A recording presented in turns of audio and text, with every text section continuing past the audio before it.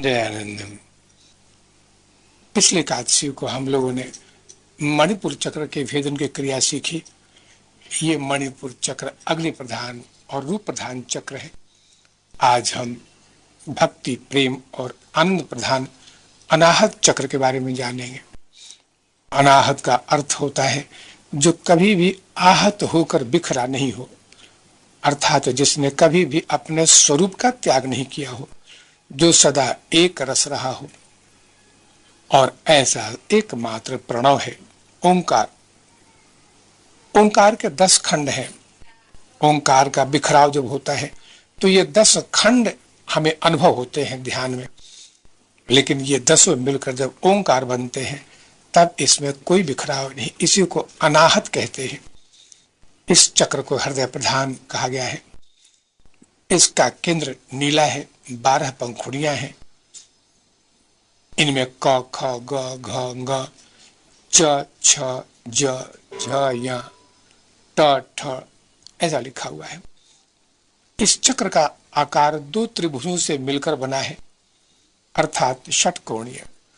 बीज मंत्र यंग है, जो सबसे प्रधान चीज है कि इसके अधिष्ठात्र देवता हैं ईश। ईश ईश्वर के उस स्वरूप को कहते हैं जो अवतरित होकर संसार में प्रेम और भक्ति की धारण करने के लिए आता है, वो ईश है। और जो देवी है वो काकिनी है।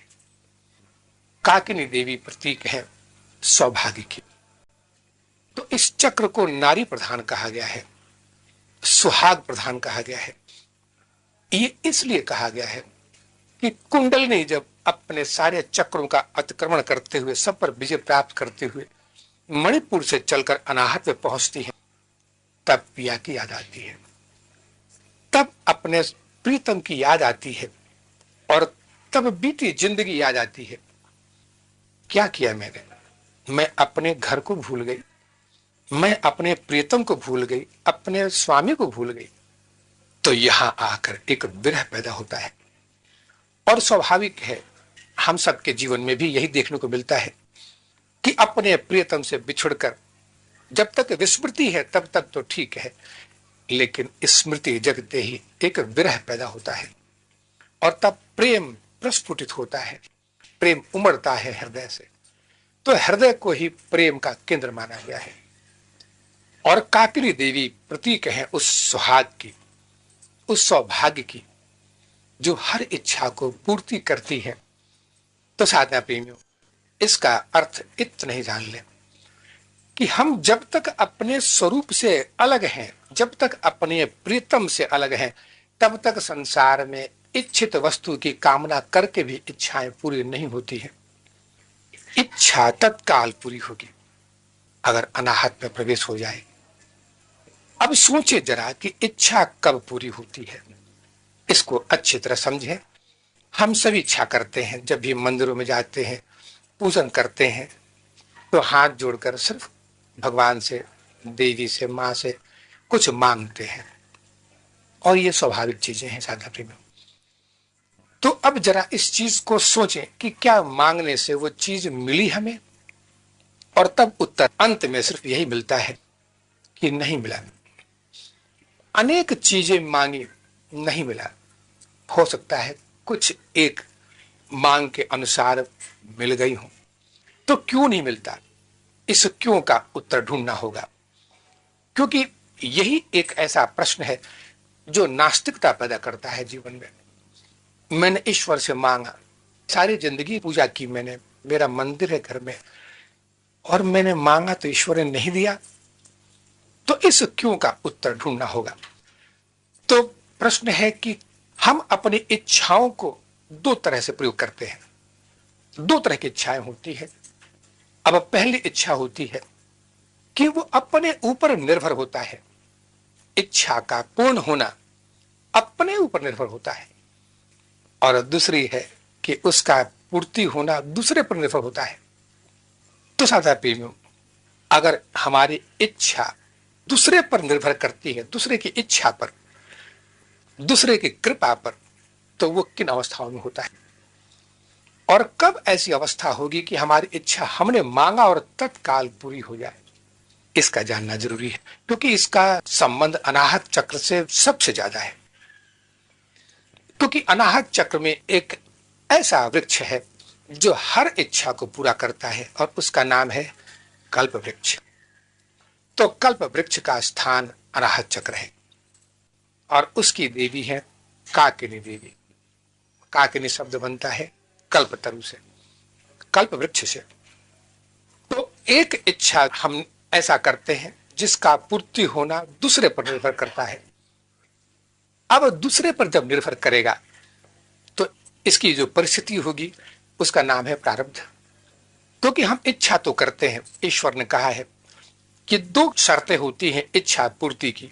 पहली शर्त है कि जगते हुए इच्छा करना होगा, जागते हुए इच्छा करो, निद्रा में नहीं। क्योंकि हम सोकर अगर स्वप्न देख रहे हैं कि हमें इतनी तकलीफ है, हम विपदाओं से घिरे हुए हैं, और हम उस सपने में अपने घर वालों से कहते हैं कि हमें बचाओ, या ईश्वर से कहते हैं, तो जागते हुए व्यक्ति के लिए इच्छा कर रहे हैं लेकिन सपने में इच्छा कर रहे हैं, तो जागते हुए व्यक्ति को कैसे पता लगेगा?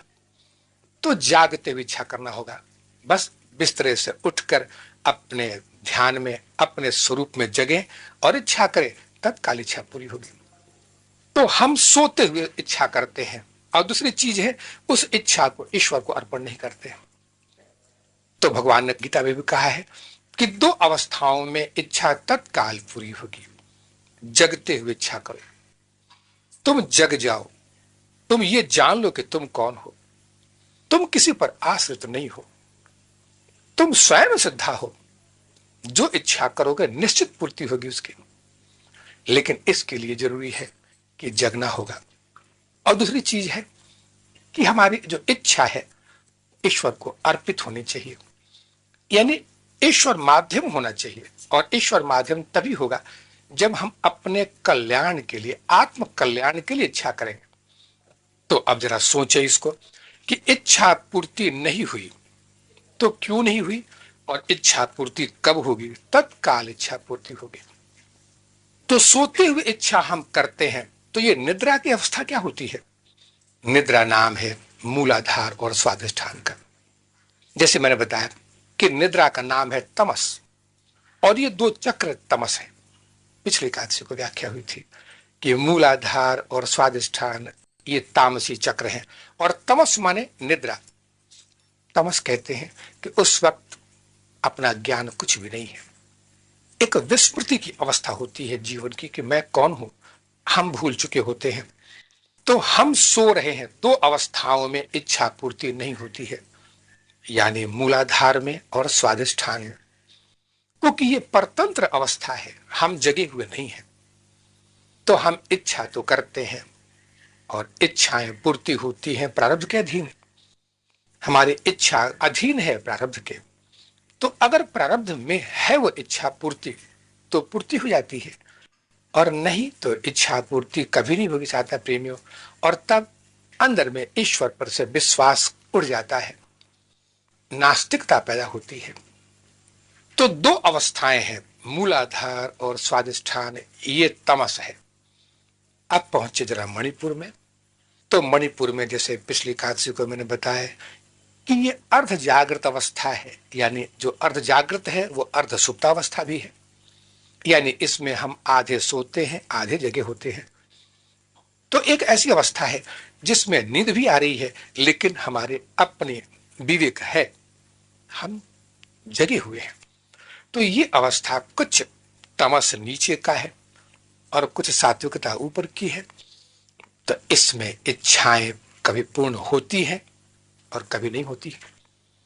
अब ये निर्भर करता है कि कौन से संस्कार जागृत थे जब हमने इच्छा व्यक्त की। तो साधना प्रेम फिर जागृत क्या है? पूर्ण जागृत का नाम है अनाहत चक्र।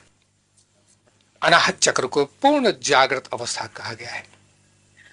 और अनाहत चक्र में जब पहुंचेंगे साधना प्रेमियों हम, तो हमारा सीधा संपर्क होता है इसी कल्पतरु से, और उसकी छाया में बैठकर जो इच्छा करेंगे मिलेगा, जो कुछ इच्छा करेंगे मिलेगा। ये स्पष्ट चीज है। अब संसार में रहकर हम नाना प्रकार की इच्छाएं तो कर लेते हैं और फिर ईश्वर को दोषारोपण भी कर देते हैं कि हमने तो आपकी इतनी सेवा की लेकिन इच्छा पूरी नहीं हुई, इसलिए कि हम जगे हुए नहीं मांग रहे हैं। जिस अवस्था में हम इच्छा करते हैं वो निद्रा अवस्था है, यानी भोगों की अवस्था। अब मूलाधार में हम थे तो हम संसार के विषय भोग, मान प्रतिष्ठा, इसको मारना है, उसको नष्ट करना है, ये मेरा अमुक कार्य हो जाए, इसके लिए इच्छाएं करते हैं, तो वो मूलाधार है, वो सुप्त अवस्था है। स्वाधिष्ठान में आकर इंद्रियों का भोग है, ये भी तमस अवस्था है। यहां भी इच्छाएं पूर्ति नहीं होती है क्योंकि इसका संबंध आत्म कल्याण से नहीं है, आत्मा के उद्धार से नहीं है। तो ईश्वर उन इच्छाओं की पूर्ति करने में प्रारब्ध को अधीन कर देते हैं, और अगर पुण्य कर्म है, प्रारब्ध है, पिछले जन्मों का पुण्य है तो निश्चित पूरा होगा, और नहीं तो साधना प्रेमियों निराशा ही हाथ लगती है।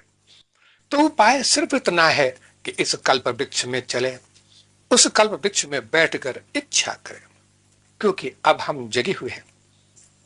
तो साधना प्रेमियों ये बातें जाननी इसलिए आवश्यक है कि सुप्त अवस्था से उठना है। सुप्त अवस्था में जब तक है तब तक संसार हमेशा एक स्वार्थ की स्थिति में रखता है हमें। एक स्वार्थ को लेकर हम जीते हैं, स्वार्थ को लेकर व्यवहार करते हैं, और फिर उस वक्त ऐसा आभास कभी नहीं मिलता कि जो मैं हूं वही वो व्यक्ति है जिस पर हम आघात करना चाहते हैं, जिस पर प्रहार कर रहे हैं। तो ईश्वर के मन में सिर्फ इतना ही है कि जग जाओ। भगवान ने गीता में भी कहा है कि सारी इंद्रियों को समेटकर एक जगह इकट्ठा करो हृदय में और मेरे पास आओ और मांगो, लेकिन इंद्रियों के सुख के लिए मांगोगे तो मैं नहीं दूंगा, क्योंकि ये तुम्हारे पतन का कारण बनेगा। तो मूलाधार और स्वादिष्ठान विषय भोग की है, एक में संसारिक विषय है, दूसरे में इंद्रिय भोग है। मणिपुर में कुछ जागृति है तो मणिपुर पहुंचने वाला साधक, और खासकर वो साधक होता है जो साधना पथ पे चल पड़े हैं, जो साधना के लिए मांग रहे हैं ईश्वर से, साधना के लिए अपनी इच्छाएं व्यक्त कर रहे हैं, उनकी इच्छाएं ईश्वर सुनता है, पूरा करता है, क्योंकि वो इंद्रिय सुख के लिए नहीं मांग रहे। अब जरा उस साधक के बारे में, उस व्यक्ति के बारे में जो अनाहत चक्र में पहुंच चुका है, इसकी पहचान जान ले। कैसे पहचानेंगे कि ये व्यक्ति अनाहत चक्र में निवास कर रहा है? हम संसार में रहते हैं, नाना प्रकार के लोगों से हमारा संबंध है, इनसे हमेशा हमारा वार्तालाप होता रहता है, लेकिन हम पहचान नहीं पाते हैं। कभी कभी बड़ी मुश्किल हो जाती है। उस व्यक्ति के व्यक्तित्व को लेकर कभी कभी मन में अनेक प्रश्न उठते हैं कि ऐसा क्यों है। रामकृष्ण परमहंस जैसे महान संत और मां के इतने परम भक्त, फिर भी कैंसर, इतने कष्ट। शंकराचार्य ब्रह्म स्वरूप में निवास करते थे, फिर भी इतने कष्ट। तो क्या उन्होंने कभी इच्छा नहीं की? क्या रामकृष्ण परमहंस ने इच्छा नहीं की? नहीं चाहता भी। जो उस अनाहत में प्रवेश करता है अपने इंद्रियों के लिए, वो अपने शरीर के लिए नहीं मांगता है, वो मांगता है सिर्फ प्यार, सिर्फ प्रेम मांगता है, भक्ति मांगता है। तो जीवन में कभी अगर ऐसा व्यक्ति दिखे जो प्रेम की उस गंगा में निरंतर डुबकी लगा रहा हो, जिसका व्यवहार हमेशा प्रेम का है, जो प्रेम बांटता है, और ऐसे व्यक्ति विरह में होते हैं। ईश्वर के प्रति विरह की अग्नि हमेशा जलती रहती है, उस परमात्मा को पाने के लिए हमेशा व्याकुलता रहती है उसके अंदर में। और ऐसे व्यक्ति अच्छे कवि होते हैं जो विरह की कविताएं करते हैं, अच्छे गायक होते हैं, अच्छे लेखक होते हैं, अच्छे ऐसे वक्ता होते हैं जो अपने प्रवाह में उस प्रेम में पूरी जन समुदाय को एक साथ लेकर चलते हैं, सबको बहा के ले चलते हैं उस प्रेम में। इतनी बड़ी शक्ति होती है। यही पहचान है अनाहत चक्र में निवास करने वाले उस व्यक्ति का। इसलिए इस चक्र को मातृ प्रधान कहा गया है, देवी प्रधान कहा गया है, क्योंकि इसमें प्रेम का प्रवाह है। और इसलिए जब भी ध्यान कराना होता है तो गुरुजन औरतों को, स्त्रियों को, नारियों को हमेशा हृदय में ही ध्यान करवाते हैं, लेकिन पुरुष को आज्ञा चक्र में। तो हृदय जो प्रधान है, ये नारी चक्र कहा गया है, ये सुहाग का चक्र कहा गया है, क्योंकि यहां पर मां जब पहुंचती है, मां कुंडलनी, तो एक विरह की अग्नि में तड़पती है और मिलन की अग्नि बड़ी व्याकुल हो जाती है, बेचैनी होती है अपने प्रियतम से मिलने के लिए। जब वो अनाहत में पहुंचती हैं तो पीछे के चक्रों को सोचती हैं कि मेरी बर्बादी का कारण कौन सा था। मैं अपने प्रियतम को, अपने पति को, अपने घर को, अपने स्वरूप को भूल गई। इसका कारण था मूलाधार और स्वादिष्ठान। तो तत्काल उसको नष्ट कर दिया। तो जो भी साधक इस अनाहत में प्रवेश करेगा, वो पीछे मुड़ के जब भी देखेगा तो उसको सबसे बड़ी आत्मग्लानि होती है अपने भूतकाल को लेकर। और प्राय से देखने में आता है कि अच्छे साधकों में ये लक्षण दिखते हैं। भूतकाल जो विषय भोगों में बीत गया, ये बर्बादी का सबसे बड़ा कारण था। शरीर को सुख तो मिला, वो भी क्षणिक मिला, इंद्रियों को सुख मिला, क्षणिक मिला, लेकिन उस क्षणिक सुख ने कितनी बड़ी बर्बादी की। हमें अपने प्रियतम से, अपने स्वरूप से, अपने परमात्मा से दूर कर दिया। तो ये विरह होता है और ये बहुत तकलीफ देने वाला होता है साधना प्रेम, बहुत तकलीफ देने वाला होता है। जब साधक पहुंचता है अनाहत चक्र में तो उसके अंदर में सिर्फ एक जो विरह की अग्नि पैदा होती है, तो चाहता है कि इसका आनंद संसार को भी दे, सबको कहें कि अरे मिलने की इच्छा बाद में करना, पहले तड़पने की इच्छा करो, पहले विरह की इच्छा करो। जो प्रेम प्रसंग हुआ था एकादशी क्रियाओं में, जिसमें माधुर्य रस था, उस वक्त मैंने इस चीज को कहा था कि मिलन जो है ये एक अंतिम अवस्था होती है और ये प्रेम को खत्म कर देने वाला होता है। जब मिलन हो गया तो प्रेम खत्म हो जाता है। तो मिलन के पहले तक की अवस्था होती है तड़प की, विरह की। और अनाहत चक्र में आने वाला साधक इस विरह में तड़पता है, बहुत तड़पता है। और कुंडलनी की अवस्था भी यही है। इसलिए कुंडलनी यहां पर अपने अंदर के सोए हुए प्रेम को जगाती है और वही काकिनी देवी है, वही उस कल्प वृक्ष के नीचे बैठकर और उस परमात्मा से, अपने प्रियतम भगवान शिव से एक ही इच्छा कर रही हैं कि मुझे अपने घर बुला लो। मैं बहुत भटक चुकी, अब नहीं चाहती, बहुत कष्ट भोगा हमने। तो साधना प्रेमियों, ये पार्वती और कुंडलनी और कोई नहीं है सिवाय हमारे, हम ही है वो। और भगवान शिव और कोई नहीं है, हमारा अपना स्वरूप है। हम भटके हैं अपने स्वरूप से, खुद अपने से भटक गए हैं।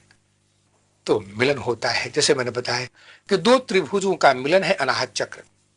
इसको षटकोण कहते हैं, 6 कोणों का बनता है। तो 2 त्रिभुज इसमें काम करते हैं और दोनों त्रिभुज होते हैं नारी और पुरुष, शिव और पार्वती।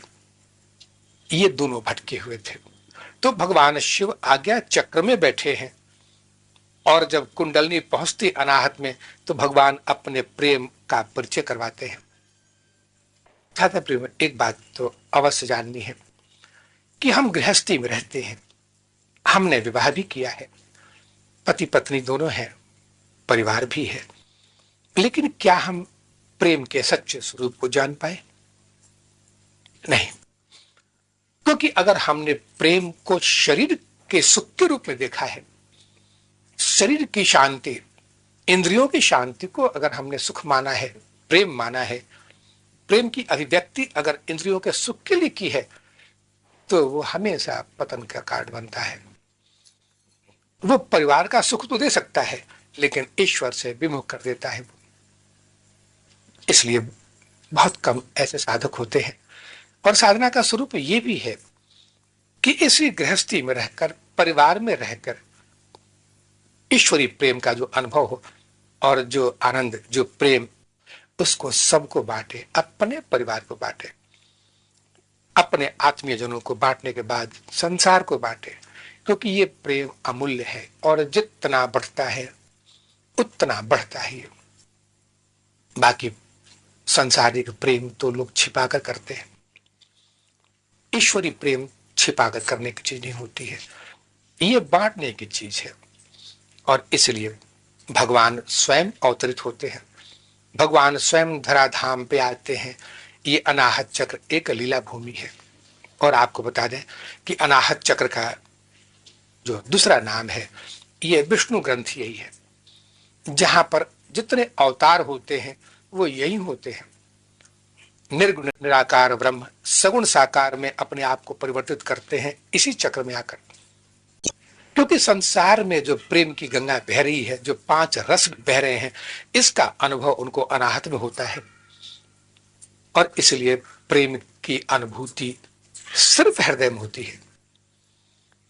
और प्रेम की अनुभूति होती है जब साधना प्रेम हो, तब एक गृहस्थी के लिए संगीत निकलता है, लोग अच्छे अच्छे गाने गाते हैं, लेकिन जो सच्चा भक्त है, जो सच्चा प्रेम का रसिक है, उसको नाद की ध्वनि प्रस्फुटित होती है। तो अब मैं परिभाषा दूंगा अनाहत चक्र का कि अनाहत किसको कहते हैं। अनाहत का मतलब होता है जो कभी आहत नहीं होता है। अनाहत तो जो कभी आहत नहीं होता है, वो हमेशा अपने स्वरूप में रहता है। अब चाहे कोई कितना भी गाली दे ले, कितना भी अपमान कर दे, हमारा कितना भी नुकसान कर दे, हम आहत नहीं होंगे। तो आहत नहीं होंगे तो हम अपने स्वरूप में रहते हैं। लेकिन अगर क्रोध आ गया, अगर किसी व्यक्ति पर क्रोध आ गया, अगर काम जागृत हो गया, तो हम अपने स्वरूप को छोड़कर अलग हो जाते हैं, तो फिर हम आहत हो जाते हैं, फिर अनाहत नहीं रहते। तो जो आहत हो जाए वो अनाहत नहीं हो सकता, और जो आहत हो गया उसका अधिकार भी अनाहत पर नहीं होता है, उसका प्रवेश अनाहत चक्र में कभी नहीं हो सकता। तो इसी अनाहत से नाद शब्द है। अब प्रेम 2 तरह का होता है, प्रेम का स्वरूप है 2, एक व्यक्त प्रेम है, एक अव्यक्त प्रेम है। अब इसको अच्छी तरह समझ लें, क्योंकि दोनों ही प्रेमों का अनुभव हृदय में होता है, इसी अनाहत चक्र में होगा। तो संसार में जो प्रेम है, जो प्रेमी प्रेमिका एक दूसरे से मिलने के लिए जिन शब्दों का प्रयोग करते हैं और फिर जो हाव भाव प्रकट करते हैं, वो ये व्यक्त प्रेम है। और व्यक्त प्रेम हमेशा शरीरों को खोजता है, शरीरों का मिलन चाहता है वो। इसमें शरीर में गर्मी पैदा होती है, इंद्रियां बेचैन हो जाती हैं मिलने के लिए, और काम जागृत होता है और चित्त बिखर जाएगा। जो वृत्ति है चित्त की, ये बिखर जाएगी, मन अशांत हो जाएगा मिलने के लिए। उस मिलन को पाने के लिए चित्त अगर बेचैन हो जाए, शरीर गर्म हो जाए और नाना प्रकार की कल्पनाएं कामुक आए, तो ये व्यक्त प्रेम है। तो साधना प्रेम में ये भी हृदय में होता है। तो ये संसार का व्यक्त प्रेम है। लेकिन अव्यक्त प्रेम, अव्यक्त प्रेम कहते हैं जो व्यक्त नहीं हो। तो अव्यक्त प्रेम जब प्रकट होता है तो इसी का नाम है अनाहत। अनाहत माने वो वाणी जो ओंकार की ध्वनि के रूप में निकलती है, अनहद कहते हैं इसको। अनहद को ही कहते हैं अव्यक्त प्रेम। और वो प्रेम सिर्फ ईश्वर के प्रति होता है, अपने स्वरूप के प्रति होता है। और साधा प्रेम, जिस दिन ये प्रेम हो गया अपने अंदर, जिस दिन ये भाव जड़ी, उस दिन जीवन धन्य हो जाता है। उस दिन सिर्फ एक ही वृत्ति काम करती है, कैसे संसार का कल्याण कर दे, कैसे सबको मुक्त कर दे। इस संसार में फैली हुई ये जो विषय वासना है, जिसको प्रेम शब्द नाम दिया गया है, इसको समूल नष्ट कर दे। क्योंकि ये ऐसा अमृत है जिसको विष की तरह हम पी रहे हैं संसार में। गृहस्थी में इसी अमृत को, जो ईश्वरीय चीज है, इसको विष की तरह पी रहे हैं।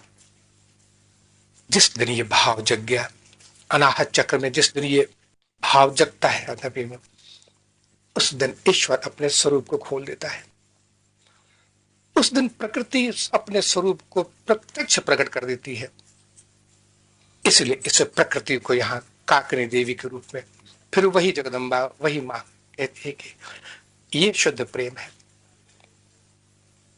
ये वही प्रेम है जो एक मां व्यक्त करती है अपने पुत्र के लिए। इसके बाद फिर सांसारिक चीजें और इसमें अशुद्धियां मिलती चली जाती है। और ईश देवता होते हैं, ईश कहते हैं भगवान का वो स्वरूप जो अवतरित होने के लिए आया है। संत ज्ञानेश्वर ने अपनी पुस्तक में लिखा है कि ईशा मसीह ने ईश शब्द इसी से लिया है, और ये ईशा शब्द को लेकर अनाहत चक्र में जब पहुंचे तो उन्होंने इसको, इसी ईश को ईशा के रूप में व्यक्त किया था। संत ज्ञानेश्वर ने इस अनाहत चक्र के बारे में अद्भुत वर्णन किया है। साधा प्रेम, प्रेम की अभिव्यक्ति वाणी से हो भी नहीं सकती है, ये वाणी का विषय भी नहीं होता है। ये विषय हृदय की चीज है, ये वाणी हृदय की होती है, और वो है अव्यक्त। तो जो वाणी व्यक्त कर दे जिस प्रेम को, वो व्यक्त प्रेम है, वो विषयों से भरा होता है।